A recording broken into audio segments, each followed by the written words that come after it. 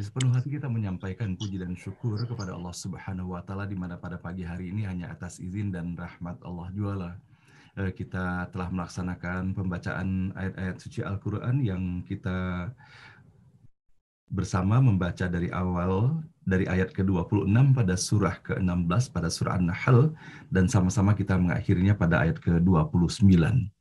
Mudah-mudahan atas segala kesabaran, ikhtiar, perjuangan di dalam kita menyiapkan diri dan melaksanakan pembacaan ayat-ayat suci Al-Quran di pagi hari ini, semoga Allah membukakan pintu rahmat, barakah, maghfirah, dan hidayah serta ridhonya untuk kita semuanya. Amin ya rabbal alamin. Kepada Ustadz Mahfuzul Huluki, terima kasih. Semoga Allah berikan kemudahan dan kelancaran di dalam acara yang dilaksanakan pada pagi hari ini di TVRI. Amin ya rabbal alamin. Nah, baiklah Bapak dan Ibu yang dirahmati Allah, sebelum bersama-sama kita menelusuri pesan-pesan terbaru yang insya Allah akan kita dapati melalui empat ayat yang kita baca di pagi hari ini, maka alangkah baiknya apabila kita memperhatikan sejenak pesan-pesan yang telah kita dapati di dalam ayat yang telah sama-sama kita baca kemarin. Semoga dengan kita selalu mengulang ataupun mereview seperti ini segala sesuatu yang sudah kita dapatkan, semoga Allah kokohkan hal itu benar-benar untuk menjadi petunjuk dan hidayah dan keberkahan bagi kita semuanya. Dan semoga pula dengan mengulang seperti ini, boleh jadi banyak sekali segala sesuatu yang belum kita dapat. Semoga Allah berikan kemudahan di dalam kita menelusuri ayat-ayat ini. A'udzubillahi minasyaitonirrajim. Aku berlindung kepada Allah dari segala godaan syaitan yang terkutuk. Bismillahirrahmanirrahim, dengan menyebut nama Allah yang Maha Pengasih lagi Maha Penyayang. Kita bisa mendapati Bapak dan Ibu bahwa bagaimana Allah mengingatkan kepada kita semuanya melalui ayat ke-20 dan 21 pada surah An-Nahl ini. Allah mengingatkan bahwa ketika manusia dan orang-orang yang memohon kepada sesuatu selain daripada Allah, Allah ingatkan padahal mereka tidaklah mampu menciptakan apa-apa, dan bahkan diri mereka sendiri dan keberadaan mereka hanyalah merupakan bagian daripada ciptaan Allah Subhanahu wa Ta'ala. Dan betapa sesungguhnya Allah mengingatkan semua ini untuk kita semuanya adalah merupakan bagian daripada kasih sayang Allah kepada kita semuanya, agar kita tidak kecewa di dalam menghadapi kehidupan ini. Dan sesungguhnya sangat keliru kalau seandainya kita menggantungkan kepada seseorang ataupun menggantungkan kepada benda apapun selain daripada Allah Subhanahu wa Ta'ala. Maka cukuplah Allah tempat kita menggantungkan diri, dan cukuplah Allah menjadi pusat orientasi kita di dalam melaksanakan segala sesuatu di dalam kehidupan ini. Allah yang Maha mengatur, Allah yang mengatur rezeki, Allah yang mengatur kesehatan, Allah yang mengatur umur. Yang perlu kita lakukan adalah bahwa bagaimana kita bisa melakukan yang terbaik untuk diri kita pribadi, untuk keluarga kita, untuk lingkungan kita, untuk masyarakat kita, dan untuk agama kita. Dan bagaimana Allah menyampaikan kepada kita semuanya setelah Allah sampaikan dan ingatkan kepada kita mengenai sikap dan perilaku orang-orang yang mengingkari Allah Subhanahu wa Ta'ala. Maka kita mendapati tidak hanya melalui ayat ke-22 saja, Allah menegaskan ilahukum ilahu wahid. Tuhanmu adalah Tuhan yang Maha Tunggal. Sebagaimana telah kita telusuri kemarin bahwa begitu banyaknya di dalam Al-Quran melalui surah-surah dan ayat-ayat yang lain Allah menegaskan mengenai pesan tauhid ini. Bahwa Tuhan kita hanya Tuhan Allah yang satu, Tuhan yang Maha Tunggal, Tuhan yang Maha Esa. Falladzina la yu'minuna bil akhirati qulubuhum munkiratu wa hum mustakbirun. Mereka yang tidak percaya pada hari akhirat, hati mereka memang sudah mengingkari, dan mereka adalah orang-orang yang sombong. Nah, tentunya Bapak dan Ibu yang dirahmati Allah, bahwa betapa kesombongan iblislah yang berawal dengan iri hati dan dengkinya yang membuat iblis terlempar dari rahmat Allah Subhanahu wa Ta'ala. Maka sesungguhnya betapa bahayanya kesombongan ini sendiri. Dikarenakan begitu banyak sekali cabang-cabang kejahatan yang dimunculkan dan berawal daripada kesombongan ini sendiri. Dan termasuk salah satu cabangnya adalah kebodohan. Kesombongan seseorang merasa dirinya hebat, hal itulah sesungguhnya merupakan awal daripada kehancurannya dan menunjukkan kebodohannya yang luar biasa. Dan Bapak dan Ibu yang dirahmati Allah, sebagaimana kita bisa mendapati kemarin di dalam ayat ke-25, Seyogyanya dan sepatutnya dan seharusnya kita berhati-hati di dalam menjalani kehidupan ini. Baik di dalam berucap kita, bersikap kita, dan segala perilaku di dalam kehidupan ini. Dikarenakan Allah mengingatkan kepada kita semuanya bahwa kita tidak hidup sendiri, tetapi kita hidup dalam bagian masyarakat. Masyarakat terkecil adalah keluarga kita sendiri, dan kemudian berkembang sampai dengan dimensi dan radius yang seluas-luasnya. Allah mengingatkan sesungguhnya melalui ayat ke-25 ini, bahwa setiap diri dan setiap elemen yang terdapat di dalam kehidupan ini akan memiliki tarik-menarik dan saling pengaruhi antara satu dengan yang lainnya. Dan sebagaimana Allah mengingatkan bahwa apabila kita melaksanakan perbuatan yang tidak benar di dalam kehidupan ini, maka Allah akan menimpakan beban. Allah akan memberikan balasan sesuai dengan apa yang kita lakukan. Dan bahkan Allah mengingatkan bahwa kalau saya di dalam kehidupan ini, kita telah menginspirasi pula keburukan ataupun sengaja mengajak orang untuk melakukan keburukan, dan kemudian keburukan itu dilakukan pula oleh orang lain, maka sesungguhnya tanggung jawab kita di hadapan Allah bukan hanya atas apa yang kita lakukan, tetapi apa juga yang telah dilakukan oleh mereka yang terinspirasi atas apa yang kita lakukan. Semoga orang-orang terinspirasi dari apa yang kita lakukan dan kita katakan hanyalah semata-mata untuk kebaikan saja. Maka apabila hal ini yang kita lakukan, maka ganjaran berlipat ganda sesungguhnya dari Allah akan diberikan kepada kita semuanya. Namun kita berlindung memohon kepada Allah, dan kalau seandainya pun kita telah melakukan hal ini dalam perjalanan kehidupan yang lalu, semoga Allah membukakan pintu ampunan dan taubat bagi kita semuanya. Kalau seandainya melalui ucapan kita, sikap dan perbuatan kita ternyata dijadikan referensi ataupun pembenaran dan bahkan diikuti oleh orang-orang yang berada di seputar kita, apalagi semakin besar dan luas pula yang mengikutinya, maka betapa menakutkannya sesungguhnya balasan yang akan diberikan kepada orang-orang yang akan melakukan yang demikian. Sebagaimana Allah menyebutkan di akhir ayat ke-25 ini, ala sa'ama yazirun, alangkah buruknya bebannya akan mereka pikul terhadap seluruh perbuatan-perbuatan itu. Nah, mudah-mudahan Bapak dan Ibu yang dirahmati Allah, betapa sesungguhnya Allah meminta, dan sebagaimana Rasulullah mengajarkan kepada kita semuanya untuk memiliki kehati-hatian di dalam perjalanan kehidupan ini. Jangan sampai, boleh jadi maksud kita baik pun, kalau seandainya di dalam pelaksanaannya boleh jadi melenceng sesungguhnya daripada arah ataupun sasaran yang kita tuju, maka boleh jadi salah pengertian dan pemahaman mereka. Bisa dibayangkan kalau seandainya dari apa yang kita lakukan membuat orang menjadi tersesat karenanya. Mudah-mudahan Allah melindungi dan menjaga kita semuanya. Dan bersama-sama kini kita menelusuri pesan-pesan terbaru yang kita dapati dalam 4 ayat yang kita baca pada pagi hari ini. A'udzubillahi minasyaitonirrajim. Aku berlindung kepada Allah Subhanahu wa taala daripada godaan syaitan yang terkutuk. Bismillahirrahmanirrahim. Dengan menyebut nama Allah yang Maha Pengasih lagi Maha Penyayang. Ayat ke-26. Qad makara alladhina min qablihim fa'atallahu bunyanahum minal qawa'idi fakharra 'alaihimus saqfu min fawqihim wa atahumul 'adzabu min haitsu la yash'urun. Yang sebelum mereka juga sudah merencanakan tipu daya, tetapi Allah sudah menghancurkan rencana mereka dari dasarnya, dan atap bangunan mereka menimpa mereka sendiri dari atas.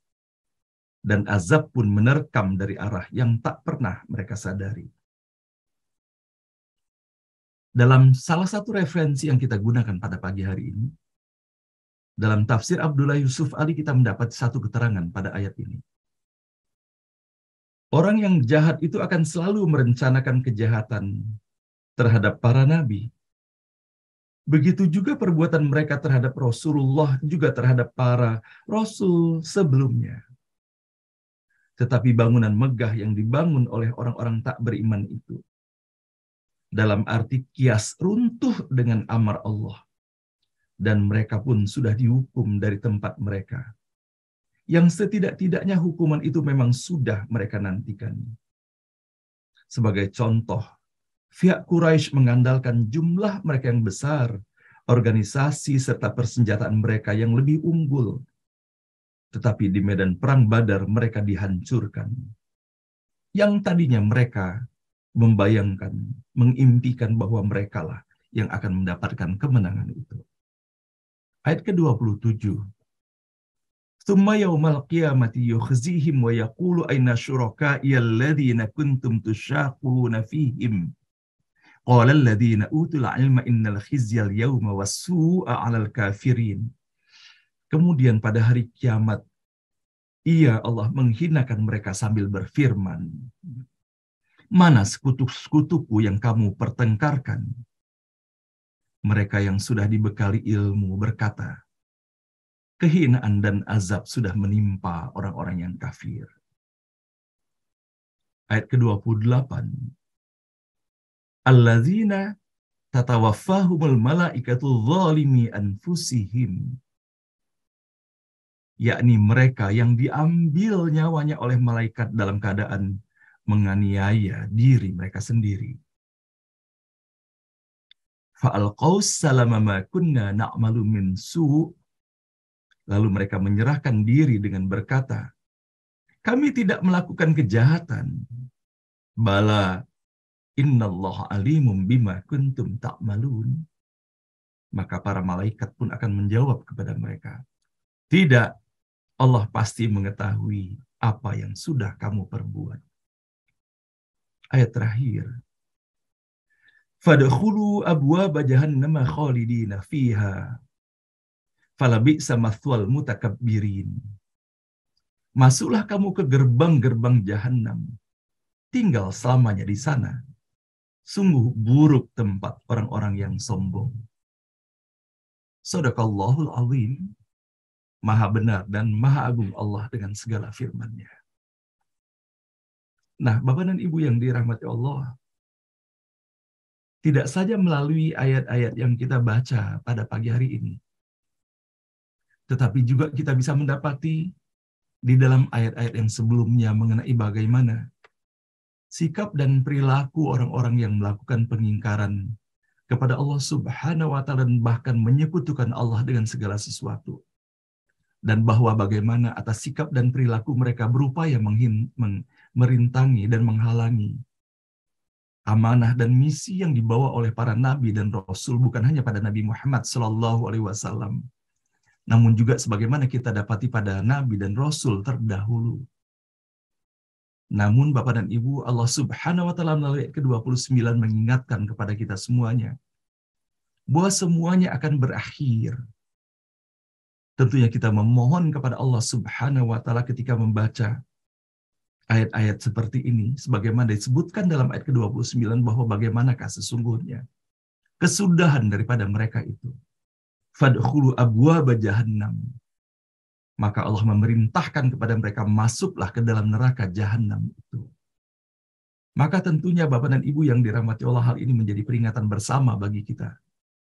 Siapapun kita sesungguhnya yang menjalani kehidupan di muka bumi ini, begitu banyak sesungguhnya contoh-contoh yang telah Allah hadirkan bagi kita semuanya.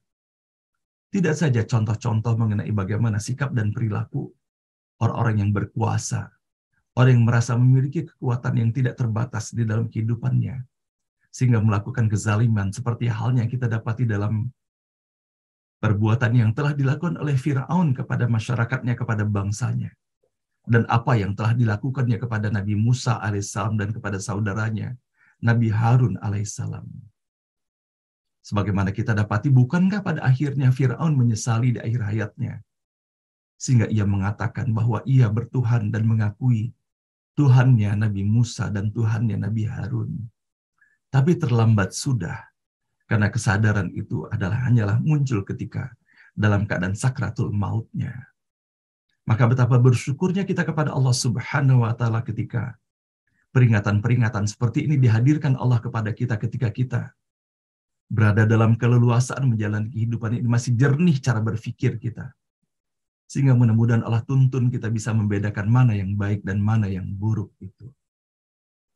Dan berikutnya Bapak dan Ibu yang dirahmati Allah, kita bisa mendapati sebagaimana disebutkan di dalam ayat ke-26. Qad makaral ladzina min qablihim. Bahwa orang-orang sebelum mereka telah merencanakan tipu daya. Dan kita bisa mendapati bahwa dengan kata dasar makaro di dalam Al-Quran, begitu banyak sesungguhnya Allah menyampaikan dan menghadirkan peringatan-peringatan ini untuk kita semuanya. Nah, sesungguhnya Bapak dan Ibu yang dirahmati Allah sebagaimana kita dapati, bahwa ketika mereka berekayasa, maka Allah pun memiliki rekayasa sendiri. Ketika mereka berpikir bahwa mereka bisa menipu Allah, sesungguhnya mereka bukan menipu Allah, tetapi mereka menipu diri mereka sendiri sesungguhnya. Maka kita bisa mendapati Bapak dan Ibu yang dirahmati Allah. Sekarang ini boleh jadi diterjemahkan dengan strategi.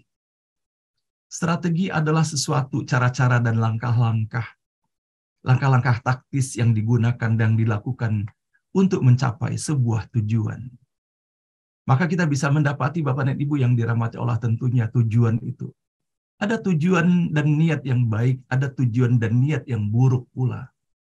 Dan masing-masing dengan caranya sendiri, dengan rekayasanya sendiri, dengan strateginya sendiri. Maka sesungguhnya Bapak Ibu sekalian yang dirahmati Allah, ketika niat itu tidak benar, dan ketika tidak ada landasan untuk mengikuti atas apa yang telah Allah titahkan, maka sehebat pun cara-cara dan strategi yang dilakukan itu, maka sesungguhnya Allah yang Maha Pengatur strategi itu sendiri.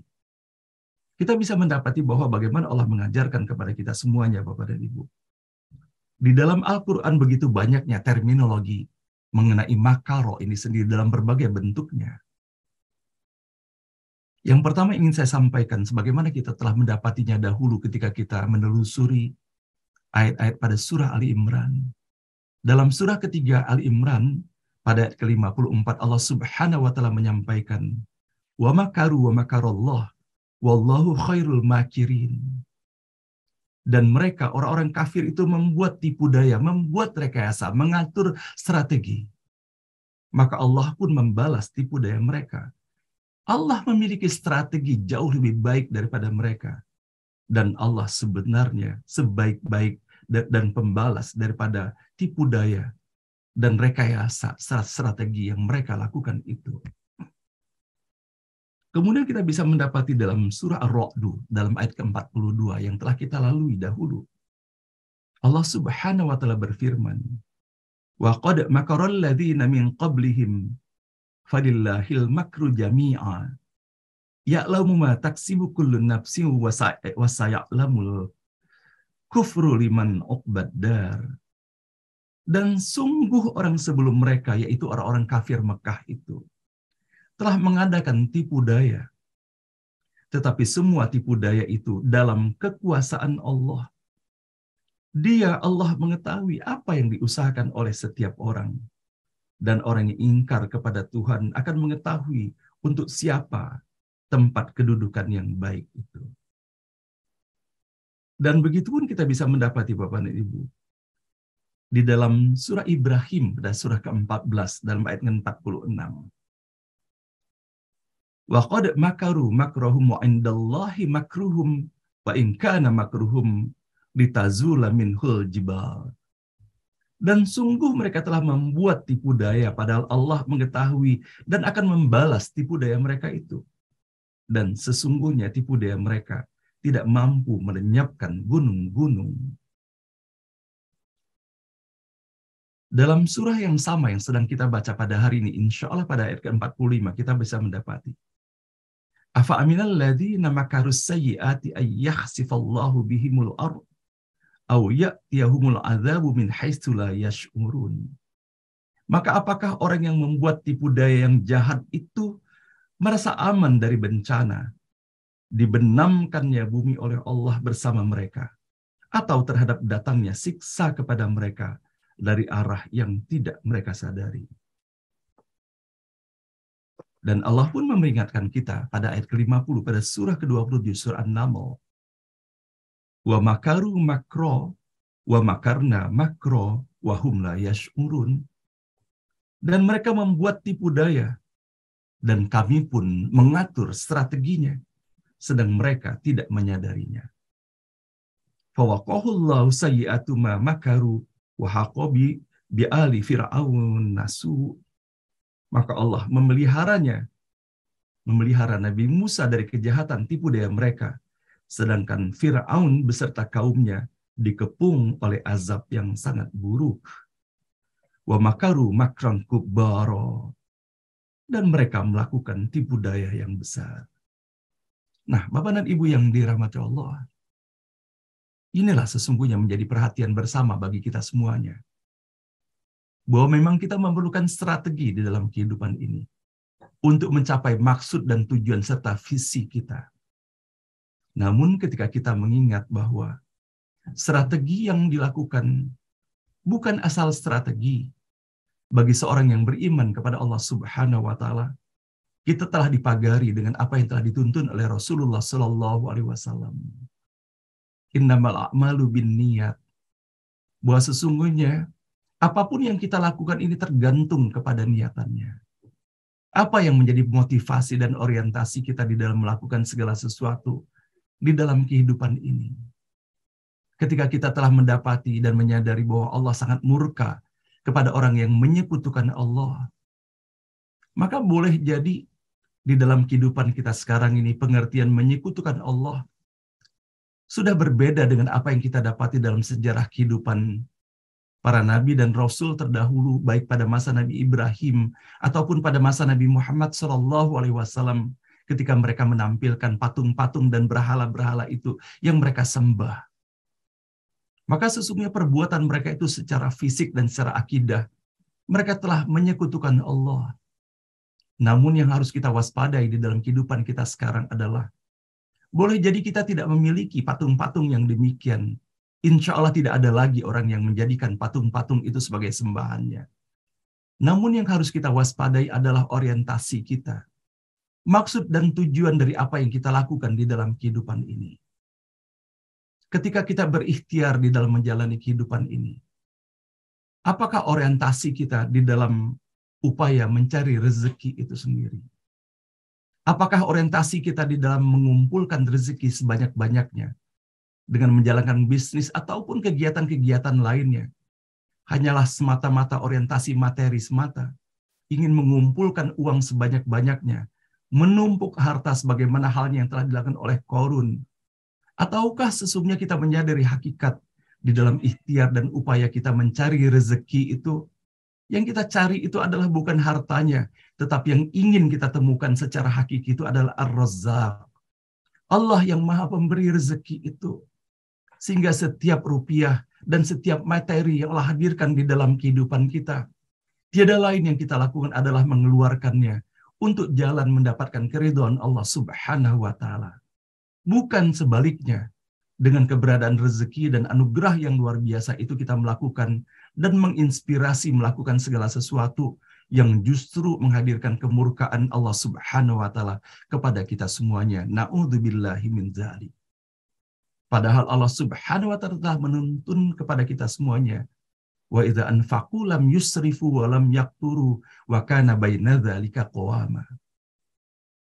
Dengan keberadaan rezeki yang melimpah, Allah tidak menginginkan kita menjadi orang yang menjadi berlebih-lebihan, tapi sebaliknya Allah pun tidak menginginkan kita menjadi orang yang pelit karenanya. Allah menginginkan kita berada di antara keduanya. Dan begitu pun Bapak dan Ibu yang dirahmati Allah, bahwa sesungguhnya melalui apa yang Allah anugerahkan kepada kita semuanya, apapun yang kita lakukan dalam kehidupan ini pada hakikatnya adalah perjalanan kita menuju kepada Allah Subhanahu wa taala. Dan ketika kita misalnya mengekspresikan cinta kita kepada ayah dan ibu, ataupun cinta kita kepada anak-anak dan keturunan kita semuanya, itu adalah bagian dari perjalanan kita semuanya untuk kita bisa mengetahui siapakah sesungguhnya yang Maha Cinta itu. Kalau kita saja yang makhluk ciptaan Allah yang begitu lemahnya, bisa memiliki kadar cinta yang begitu luasnya kepada anak dan cucu kita, maka sepatutnya kita menyadari apalagi Allah Subhanahu wa taala yang tidak hanya menciptakan kita, tetapi menciptakan seluruh umat manusia yang di muka bumi ini, dan bahkan Allah yang telah menciptakan seluruh alam semesta. Bagaimana Allah telah mengatur segala sesuatu yang dengan begitu baiknya, dengan proporsinya, dengan rezekinya masing-masing.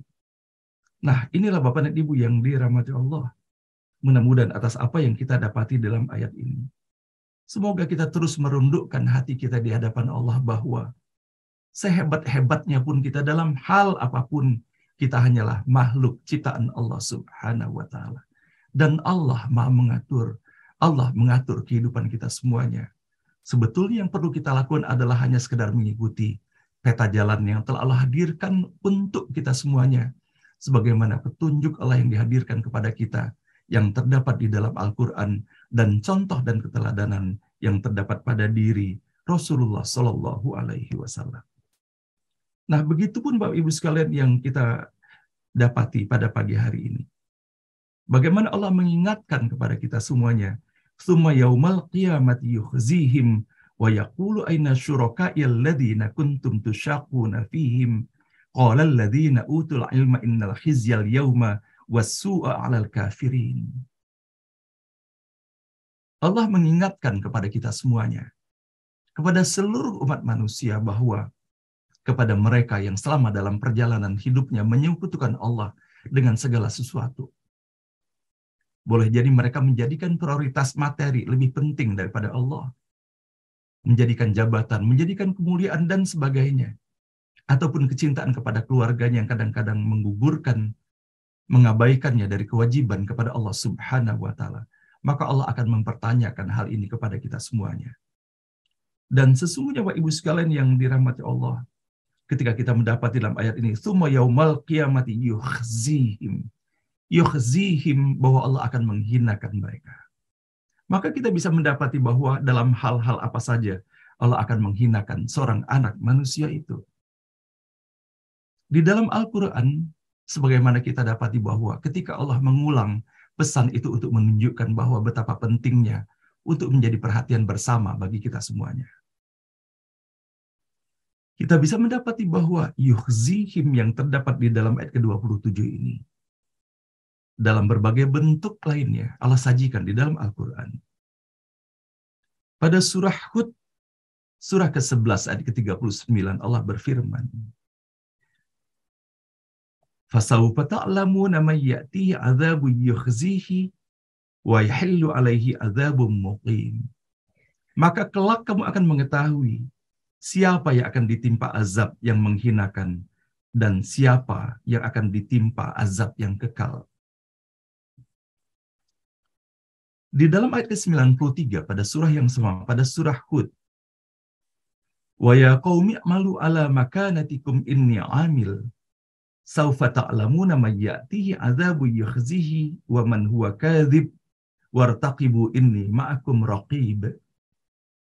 Dan hai kaumku, berbuatlah menurut kemampuanmu, sesungguhnya aku pun berbuat pula. Kelak kamu akan mengetahui siapa yang akan ditimpa azab yang menghinakan dan siapa yang berdusta. Dan tunggulah, sesungguhnya aku bersamamu adalah orang yang menunggu. Nah, kita bisa mendapati dalam hidup ini, Bapak dan Ibu yang dirahmati Allah, bahwa bagaimana Rasulullah SAW mengajarkan kepada kita, tidak perlu kita meladeni perdebatan-perdebatan, pertengkaran-pertengkaran yang tidak perlu. Sebagaimana Allah selalu mengingatkan kepada kita semuanya bahwa tugas dan amanah dan misi para nabi dan rasul itu hanyalah menyampaikan berita gembira dan peringatan. Namun kalau seandainya kita menyampaikan pesan-pesan kebaikan ataupun melakukan segala sesuatu kemudian salah disikapi dari apa yang dilakukan itu, maka kita sebaiknya menghindar saja, dikarenakan sesungguhnya pengadilan untuk menyatakan mana yang benar, mana yang salah itu bukanlah dalam kehidupan dunia ini. Sepanjang kita meyakini kebenaran, lakukan sajalah dan tidak peduli atas apa yang orang pikirkan ataupun orang katakan dan lakukan. Dikarenakan tidak ada seorang manusia pun yang bisa mengklaim bahwa kebenaran hanya miliknya dan kesalahan pada orang lain. Karena sesungguhnya Bapak Ibu sekalian yang dirahmati Allah, berikan keleluasaan kepada kita semuanya di dalam kehidupan ini. Allah telah berikan tuntunan sesungguhnya. Fa'alhamaha fujuraha wa taqwaha. Sepanjang kita meyakini bahwa atas apa yang kita lakukan sesuai dengan Allah berikan tuntunan bagi kita semuanya, dan sesuai pula dengan contoh dan teladan bagi kita semuanya. Maka teruslah kita berbuat baik, Bapak dan Ibu. Halangan dan rintangan akan selalu ada di dalam perjalanan kehidupan ini. Dan itu adalah merupakan sebuah keniscayaan sesungguhnya. Maka sesungguhnya yang dilihat oleh Allah Subhanahu wa taala bagaimana cara kita menyikapi setiap ujian yang dihadirkan kepada kita semuanya. Dan kita mendapati pula bahwa bagaimana Allah sesungguhnya atas apa yang kita lakukan, semuanya akan berbalas di sisi Allah Subhanahu wa taala. Wa may ya'mal mithqala dzarratin khairan yarah wa may ya'mal mithqala dzarratin syarran yarah. Sekecil apapun perbuatan kebaikan yang kita lakukan, sekecil apapun dalam pandangan kita pribadi ataupun dalam pandangan manusia, Allah akan tetap memberikan ganjarannya. Kalau kebaikan yang kita lakukan, Bapak dan Ibu, sebagaimana Allah telah memberikan tuntunan yang luar biasa bagi kita semuanya. Sebagaimana bisa kita dapat dalam surah Al-Baqarah ayat 260 itu. Ayat 261 maksud saya. Bahwa betapa satu kebaikan yang dilakukan Allah akan balas sampai dengan 700 kali lipat. Bukan hanya 10 kali. Dan bahkan Allah himpun dengan pernyataannya, Allah bisa memberikan balasan sesuai dengan apa yang Allah kehendaki. Artinya walaupun Allah memberikan gambaran secara nominal angka-angka itu, namun Allah Maha berkuasa untuk memberikan segala sesuatu sesuai dengan apa yang dikehendaki oleh Allah. Maka hal itulah kita bisa mendapati dalam kehidupan ini, bahwa banyak sekali contoh-contoh yang telah dihadirkan di seputar kita. Segala sesuatu yang rasanya tidak mungkin berlaku pada setiap anak manusia. Namun ketika Allah memberikan kemudahan kepadanya, maka segala sesuatu pun bisa berlaku. Sebagaimana halnya kita bisa mendapati seorang pengamen misalnya, ataupun seorang pemulung. Boleh jadi secara matematis tidak akan mungkin ia bisa melaksanakan ibadah haji. Atau mungkin seorang pembantu rumah tangga, ataupun seorang driver. Tetapi ketika Allah mengendaki ia menjadi tamu Allah, maka Allah bukakan jalan yang begitu tidak terduga-duganya. Dan hal itu bukan 1-2 orang yang kita dapati dalam kehidupan ini. Banyak sekali Bapak dan Ibu. Allah berbuat sekehendak hati Allah sendiri. Dan begitu pun di dalam Allah memberikan ganjaran kebaikan atas apa yang dilakukan. Dan begitu pun Allah menegaskan perbuatan buruk pun, sekecil apapun, Allah melihatnya. Nah, kalau Allah melihat, bukan hanya sekedar melihat, seperti halnya ketika Allah mendengar, bukan hanya sekedar mendengar secara telinga kepala kita. Sebagaimana Allah menyampaikan kepada Nabi Musa. Ketika Nabi Musa diberi amanah oleh Allah untuk menyampaikan pesannya kepada Firaun dengan amanah yang begitu besar, untuk menyampaikan pesan tauhid dan menyelamatkan Bani Israel. Allah menyampaikan inni ma'akum mustami'un. Bahwa aku menjadi pendengar bersamamu. Nah, tentunya sebagaimana halnya seorang ayah dan ibu ketika melihat ataupun mendengar yang berlaku pada anaknya, bukan hanya melihat dan mendengar, tetapi dia siap melindungi dan siap melakukan apapun untuk menyelamatkan daripada orang yang dicintainya. Nah, begitulah Bapak dan Ibu yang dirahmati Allah, bahwa begitu banyaknya di dalam Al-Quran, Allah menyampaikan kepada kita semuanya peringatan bahwa Allah akan menghinakan kepada orang-orang yang telah melakukan pengingkaran kepada Allah Subhanahu wa taala di dalam kehidupannya. Nah, saya ingin menyampaikan Bapak Ibu sekalian bahwa bagaimana di dalam ayat ke-27 pada surah An-Nahl yang kita dapati pada pagi hari ini, kemudian Allah menghinakan mereka di hari kiamat dan berfirman, di manakah sekutu-sekutuku yang karena membelanya kamu selalu memusuhi mereka, yaitu para nabi dan orang-orang beriman. Orang-orang yang diberi ilmu berkata, sesungguhnya kehinaan dan azab pada hari ini ditimpakan kepada orang-orang yang kafir itu.